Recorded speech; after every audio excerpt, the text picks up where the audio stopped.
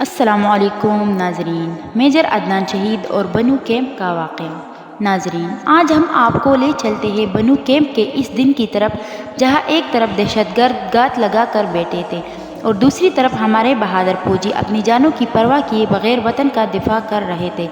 بنو کیمپ اس دن بالکل عام نہیں تھا، چاروں طرف سناٹا تھا، مگر فضا میں ایک عجیب سی گھبراہٹ پھیلی ہوئی تھی۔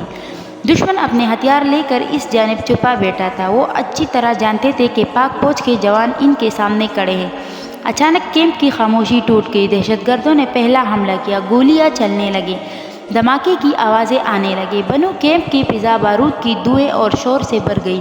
اس ہنگامے میں میجر عدنان اپنی ٹیم کے ساتھ آگے بڑھے۔ وہ بنو کیمپ کے مورچوں پر پہنچے اور سپاہیوں کو حوصلہ دیا۔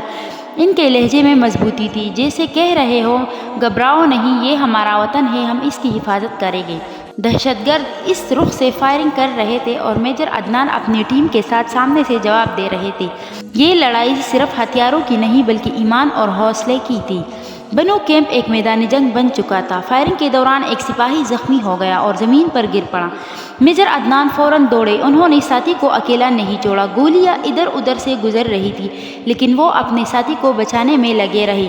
یہ منظر بنو کیمپ میں وفا اور قربانی کی روشن مثال تھا۔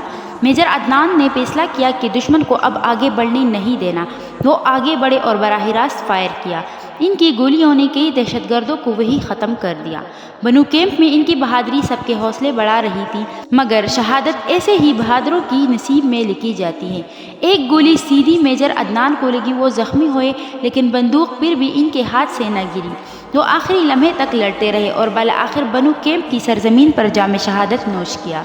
دہشت گرد پیچھے ہٹنے پر مجبور ہوئے، بنو کیمپ ایک بار پھر محفوظ ہو گیا، لیکن اس حفاظت کی قیمت پاکستان نے ایک بہادر افسر کی جان دے کر چکائی۔